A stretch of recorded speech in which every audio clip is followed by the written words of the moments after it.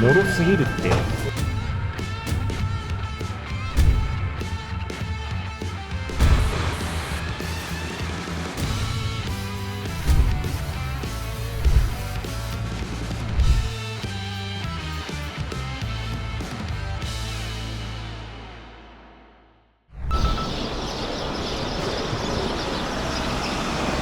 どうもケンです。イタリア編です。地中海に長靴型で突き出した国イタリア。人口約5900万人のこの国はピッツァ職人や地中海食など無形文化遺産に加え、古代ローマ帝国の発祥地として道路や水道橋など近代社会の基盤となる遺産が今も各地に残されている。ここからとりあえず市内に向かおうという感じです。ちなみにイタリアまでトータルで30時間ぐらいかかりました。長かったね。相当長かったよ。風呂も入れてないから肌ももう黄金虫ぐらいテカテカなんですけど、気のせいかわかんないですけど、すでにね、なんかもう着いた瞬間からコーヒーの匂いがするんですよね。これ気のせいだと思うんですけどね。皆さんはイタリアについてどんなイメージを持ってますか？ピザとかテルマエローマエとかいろいろあると思うんですけど、事前にねいろいろ調べたら本当にね、もうスリの情報がめちゃくちゃ多くて、とにかくもうすられたとか、もうスリに気をつけろとか、そんなんばっかでちょっとねめちゃくちゃビビってます。本当ね、彼らの手口はもうジョルノ・ジョバーナのごとく見事な手口で盗んでいくらしいので、本当に気をつけないと。だいたいこのバスで1時間ぐらいで着くらしいです。ただ夕方なんでちょっと交通状況によってはもうちょいかかるかもみたいな感じです。さすがイタリア、結構サッカー場がもうすでに 2,3 個ぐらいある。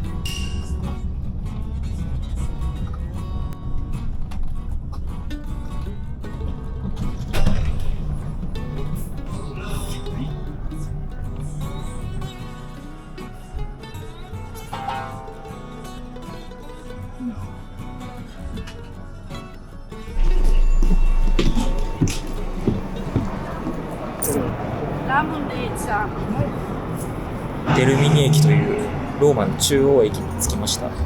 ちょっとこの辺はあんまり治安が良くないらしいので、とっとと宿の方に向かいたいと思います。ちょっとあんまりそのアジア人感が出ないように目深に帽子をかぶってます。なんか聞くところによると、イタリアはヨーロッパの中でもスリの被害件数が一番多い国らしいんですよね。でそんな国で僕は今日ドミトリーの方に泊まるんですけど、その国でドミトリーに泊まるというのはやはりそれ相応の覚悟が必要というわけで、取られないといいですね。ローマはこんな感じで、その辺に水道があって水汲んで飲めるらしいです。普通にみんな水汲んだり飲んでるおばちゃんも今いましたね。それだけ水質がいいんだろうな。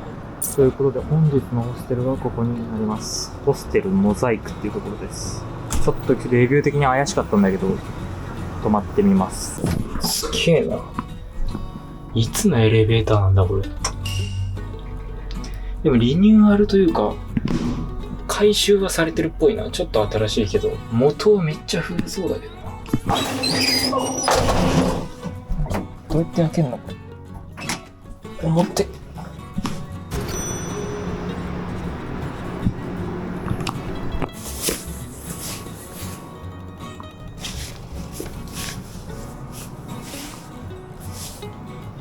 大丈夫そうだな。今誰もいないんでちょっと撮影してるんですけど、こんな感じで2段ベッドが2つ置いてある感じですね。でロッカーとかも一応ある。ちょっとカーテンがないのがあれだけど、十分でしょう。バスルームはこんな感じですね。イタリア特有のこっちで用を足してこっちでビデオするっていうやつで、シャワーも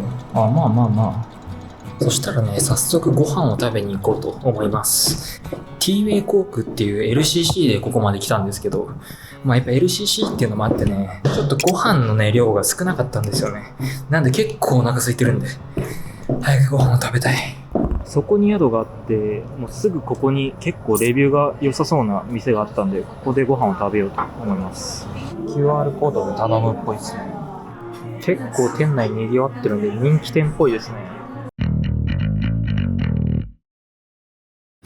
ということで注文したのがこちらです。マルゲリータですね。めっちゃうまそうなんだけど。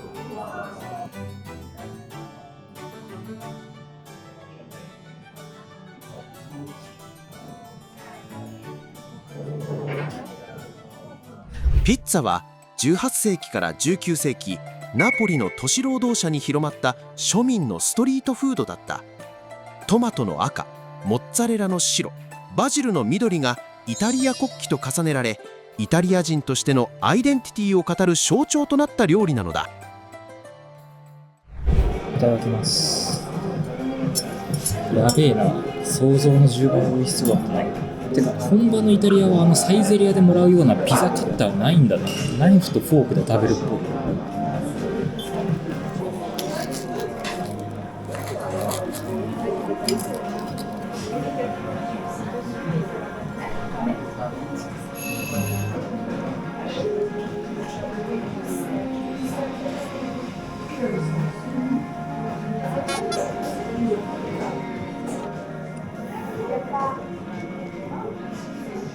うまっ。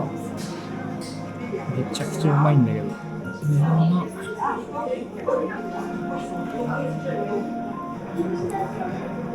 カスカスのやつじゃなくて、めっちゃもっちりねっとりしてて、味が濃いんだよね。このチーズもすっごいなんかね、味の濃いチーズ。モッツァレラの味が濃いやつみたいな感じで、めちゃくちゃ美味しい。これ最高だ。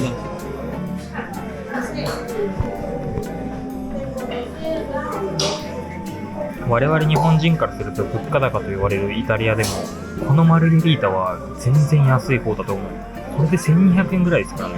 多分これ日本で食べようと思ったら2000円ぐらいは絶対すると思うんで、全然安い。これはうまいわ。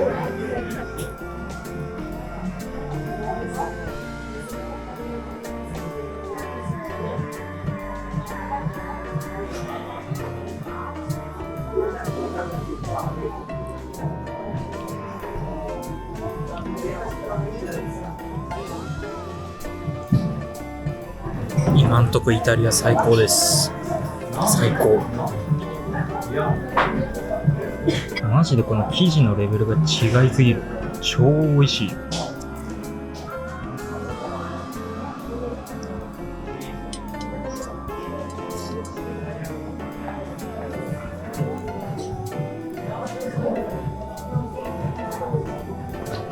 いやー、うまかった。その辺で食べるピザがあんなうまいってちょっとローマの底力を思い知ったな。ちょっともうさっさとホテルに戻りたいんですけど、水をちょっと買いたいんでスーパーに行きたいと思います。あんまりこの夜のローマの街を出歩きたくないんだけどね。しかも一人。まだちょっと様子見た感じ大丈夫そうなんで。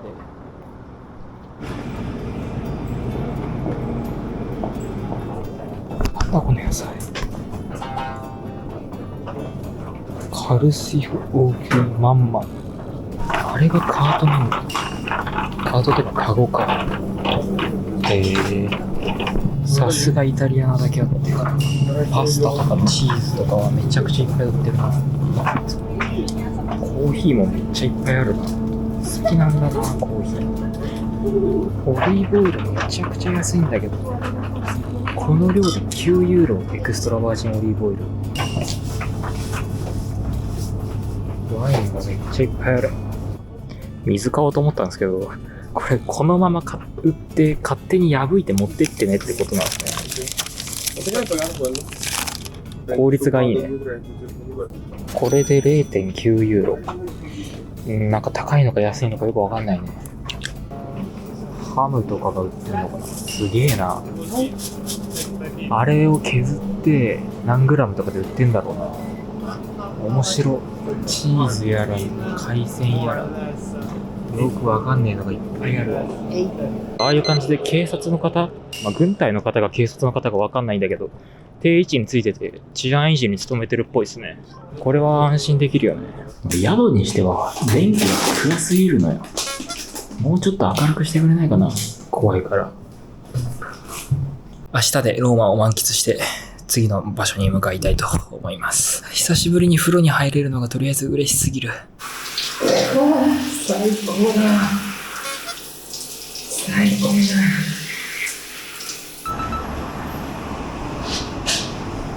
明日はバチカン市国に行くんで、ローマ観光できるのは今日だけなんで、今日一日でどんだけローマを楽しめるか。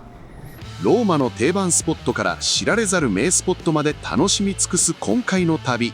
まずは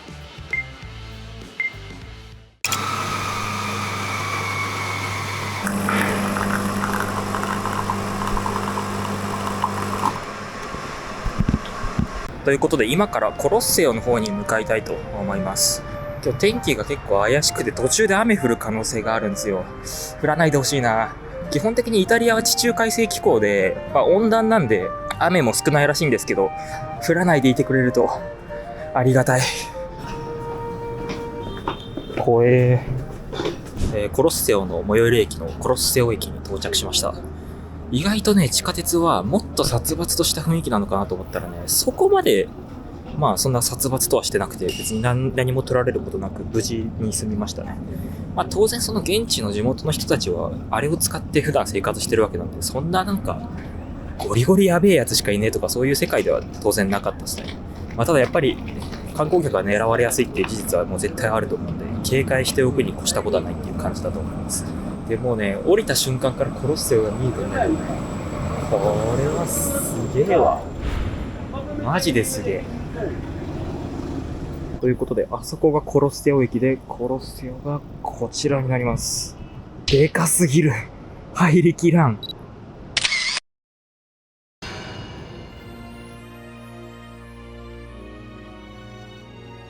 ローマのコロッセオは紀元80年、皇帝ティトゥスによって完成し、数万人を収容する世界最大級の円形闘技場であった。ここでは闘技や見せ物が無料で提供され、パンとサーカスと呼ばれる政治戦略により民衆に娯楽を与えて不満を和らげ、皇帝の権威を示した。巨大建築と社会統合の仕組みが結びついた古代ローマ文化を象徴する舞台なのである。ただ結果的にね、中でもその猛獣と人が戦うみたいな野蛮な行為っていうのはキリスト教的にあんま良くないんじゃねっていう風になって、ローマの衰退とともに使われなくなっていったらしいんですけど、その後中世になって、このコロッセオっていう建物の資材めっちゃ使えるやんっつって別の建物に持っていかれたりしたらしいです。実際そのバチカン市国にあるサンピエトロ大聖堂の大理石の床とかもこのコロッセオから資材を持ってきて作ったらしいですね。エジプトのピラミッドと同じですよね。エジプトのピラミッドも後の時代になってあのピラミッドから資材持ってくりゃいいやんっつっていろんなところに使われてたのと同じように、コロッセオも後の時代になって資材の宝庫として使われるようになったという感じです。すげえ、マジででかい。ちょっと映像とかで見るより全然でかく感じるな、これ。すごいわ。確かコロッセオって80年ぐらい、紀元後80年ぐらいに作られたらしいんですけど、僕ら日本国民がね、漢の倭の名の国王でしたっけ、中国から金印をもらってる時代にローマの人たちはこんなもんを作ってたって考えたら、どんだけ先進国だったんだよっていう感じですよね。すごすぎるわ。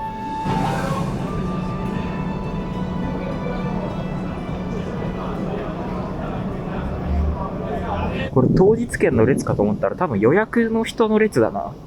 マジか。こんな並ぶんだ。でも多分みんな予約持ってる人なんで、そんなに時間かからず入れると思うんですけど。コロッセオの壁をよく見ると、無数の穴がめっちゃブツブツブツブツ開いてるのがわかると思います。これはコロッセオもともと鉄の留め具が支えてたらしいんですけど、後の時代になって鉄がめっちゃ貴重な資源だってなって、それをわざわざ外して溶かして別のものに再利用してたらしいです。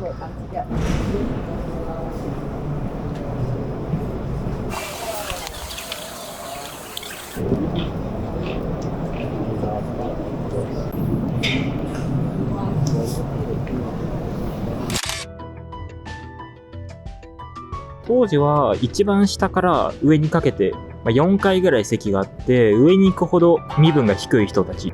なのでここは多分ちょっと金ある庶民ぐらいがいた位置なのかな。ここでは剣闘士と猛獣が戦ったり、極悪人の処刑が行われたり、時には模擬海戦つってここに水を張って海戦を行ってたらしいです。すごすぎるな、古代ローマ。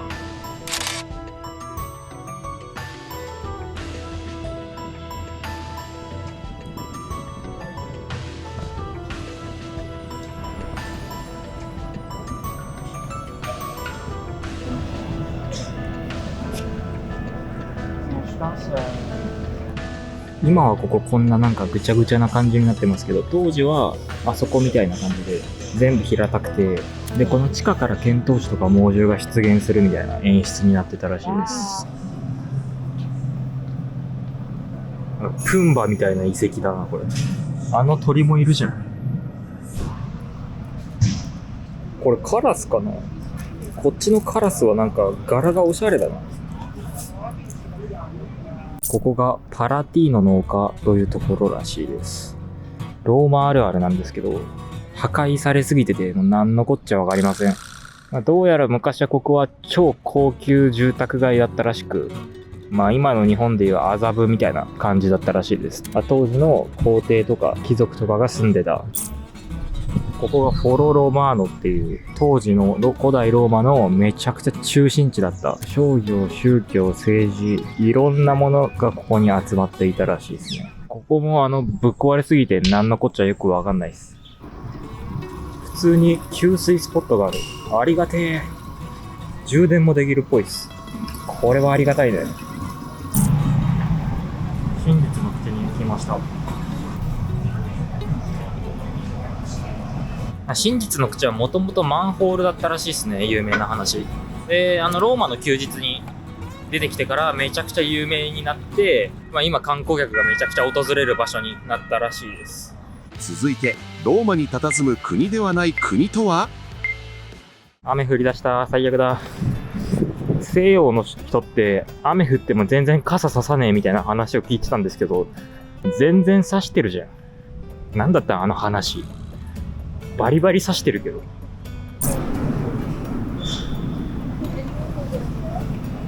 ここはガイドブックとかにも載ってない超穴場スポットらしいです。実際全然観光客もいないですね。全然いなくはないんだけど、かなり少ない。何も知らない人から見たら異常な光景だよな。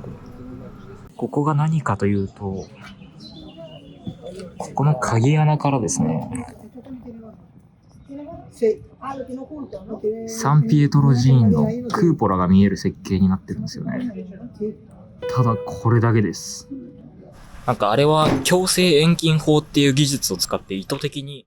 ここは中世に誕生した騎士修道会の拠点の一つで、今も主権実態として特別な地位を持っている。独立国家ではないが治外法権が認められ、国のように振る舞う場所。鍵穴からはサンピエトロ大聖堂が強制遠近法で劇的に映し出される設計になっており、教皇との深い結びつきを示したものだと語られている。なんか地味面白スポットみたいな。大人たちが交代交代で鍵穴を覗いてるっていう光景がシュールでちょっと面白かったですね。続いては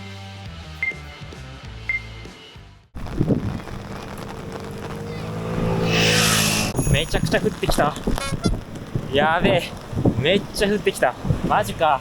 確かにこっちは傘さすよりもフードとかでなんとかしようとする人が多いかも。ローマの地面は結構石畳が多いんですよね。景観を崩さないためとか、地盤沈下に強いとか、いろんな理由があるらしいんですけど、その一つに水はけがいいっていうのもあるらしいです。確かに雨降ってもなんか全然溜まる感じはしないな。サンタ・チェチーリア・イン・トラステベレ聖堂っていうところに来ました。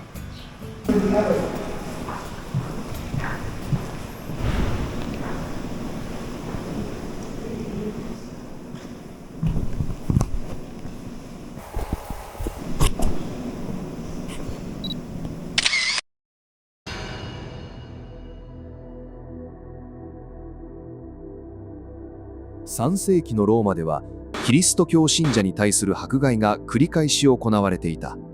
その中で貴族の娘チェチリアは信仰を公に告白し、斬首刑を宣告された。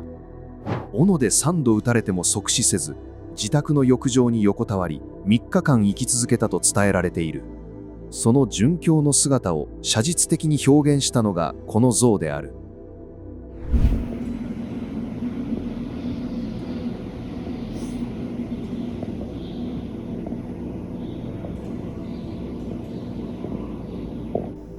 ここの教会の地下はチェチーリアの家として使われていた可能性があるそうで、実際この地下にはチェチーリアが拷問を受けたとされる浴場が残っています。今まで行ったどことも違う独特な雰囲気を感じます。ローマの定番スポットから知られざる名スポットまで楽しみ尽くす今回の旅。続いては結構ローマはこういう小型車がめっちゃ走ってるんですよね。細い路地とか道が多いから、こういう小さい車の方が小回りが効いて便利らしいんですよね。それにしても本当に歩いてるだけで楽しいね。この街並みを見てると。めっちゃ綺麗。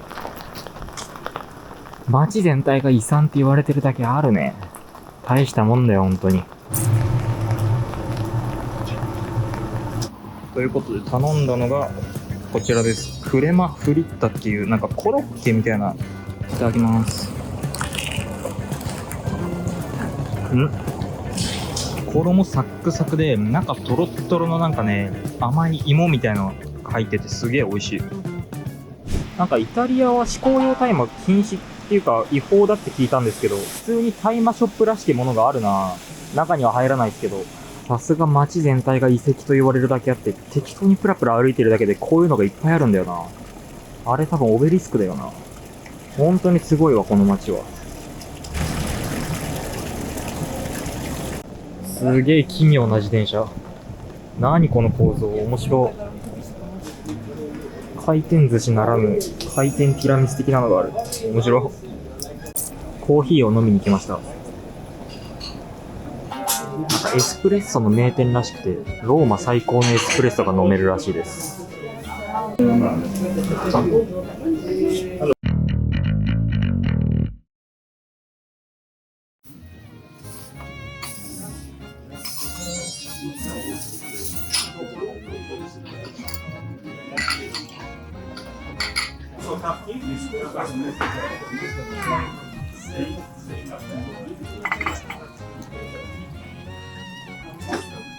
ああ、結構苦味強めで普通に美味しいね。苦味がめっちゃ強くて、というか苦味だけじゃなくてコーヒー全部の味が超強くなってる感じ。めちゃくちゃ美味しいけど 3.2 ユーロ払う価値があるかはよくわかんない。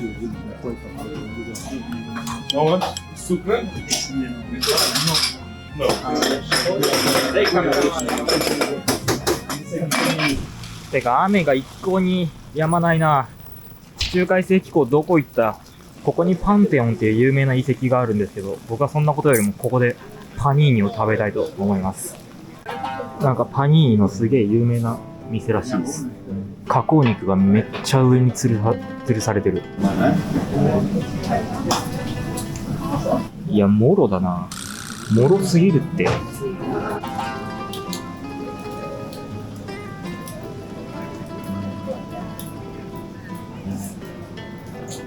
100g2.8 ユーロで最低でもこのぐらいの大きさがあるらしいです。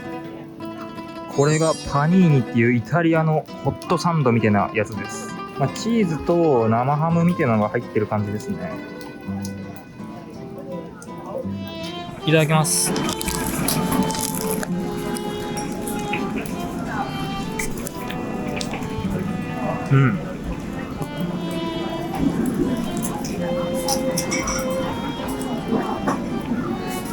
生ハムの塩加減がちょうどよくて、しょっぱすぎず味が薄すぎずっていう感じですっごい美味しい。でパンもなんかフランスパンみたいなちょっとカリッと固めの生地で、チーズとハムにめちゃくちゃ合う。美味しいね。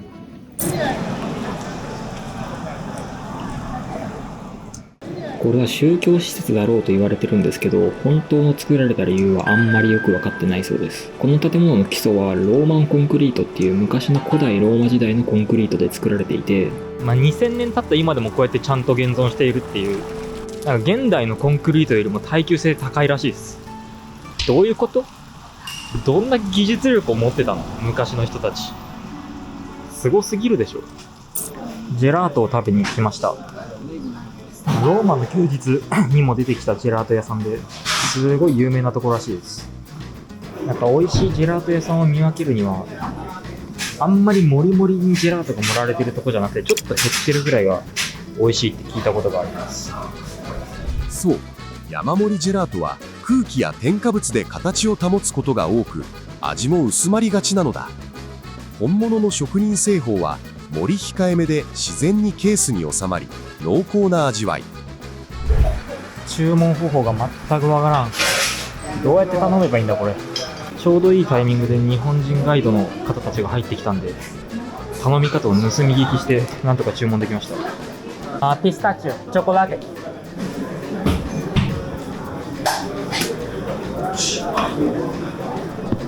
ということで出てきたのがこれになります。ボリュームえげつないな。おい、ピスタチオとチョコレートでなんか無料のクリームを乗せてくれました。すごいな。重たいもん。いただきます。すげえ、何これ。なんだこれ。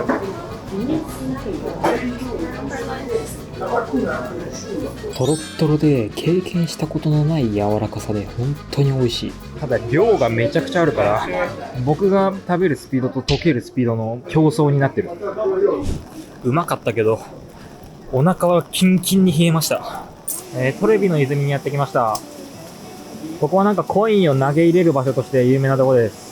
1枚入れるとローマにもう一度戻ってこれる。2枚入れると大事な人と結ばれる。3枚入れると嫌いな人とずっと別れられるっていう。なんか昔は簡単に離婚ができなかったんで、嫌いな人と別れられるっていうのはすげえいいことだったと思う。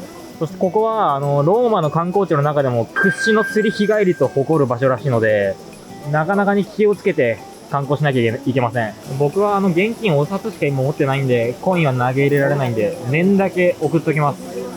意外とあんまりコイン投げ入れてる人がいない。ここの投げ入れられたコインは全部慈善団体とかに寄付されるそうです。スペイン広場の方にやってきました。もっとわんさかしてると思ったらあんま人いないじゃん。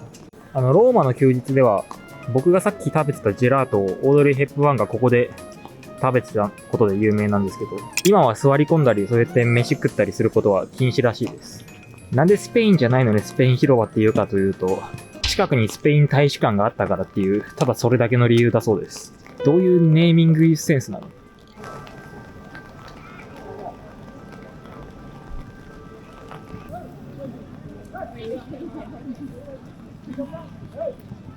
続いてサンタンジェロ城とサンルイジ・デイ・フランチージ教会とサンタマリア・デッラ・ビットーリア教会という素晴らしい場所に行ったんですけど、満足のいく面白さにならなかったので割愛します。ちょっと雨がやばすぎるから一旦マックに避難してきました。水を買いました。あさってフィレンツェ行くんですけど、フィレンツェの天気予報がサンダーストームって書いてあったけど、マジかよ。このローマっていう街は牛丼屋ぐらいの頻度でオベリスクがね、その辺に立ってるんだよね。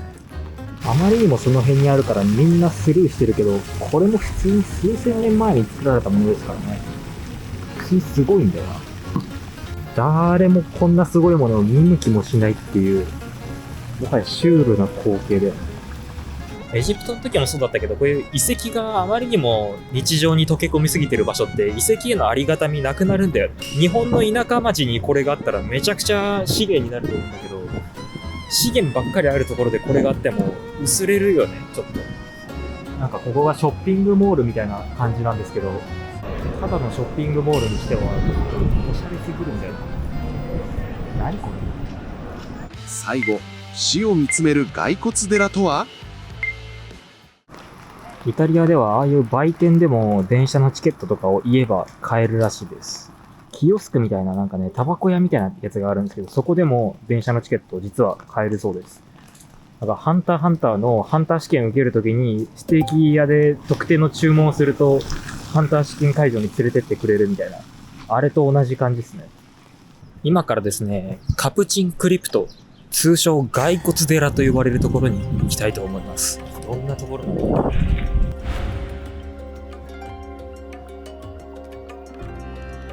到着しました。ここがカプチンクリプトと呼ばれる場所です。入ってみます。オーディオガイド付きで10ユーロでした。見学してきました。衝撃的でしたね。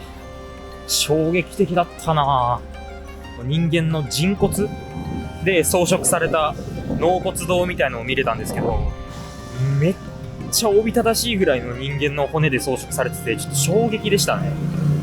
これはちょっと言葉が出ねえなっていう。メメントモリ、人間の死っていうのは必然的なものなんだよっていうのを伝えるためのものでもあるらしいんですけど、本当にちょっとそれを実感したというか、死っていうのは必ず訪れるものなんだなっていうのを痛感させられるところでした。いやー、衝撃的だったな。ちょっと壁から天井からもう至るところが人間の頭蓋骨とか骨盤とか大腿骨とかで装飾されてて、よく見るとものすごいグロテスクなんだけど、パッと見すごく美しく見えちゃうっていうところが、うわ、不思議だなっていうふうに思いましたね。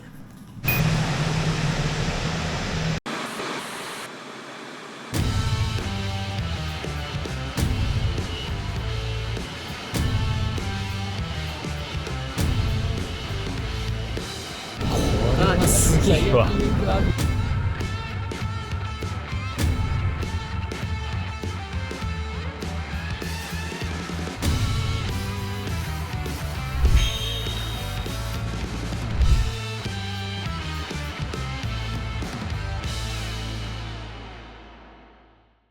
今後も本気で動画作っていくので、もしよければチャンネル登録といいねをしていただけると本当に嬉しいです。あと今回の動画に入りきらなかった旅の裏話は概要欄のノートから見れますので、ぜひ。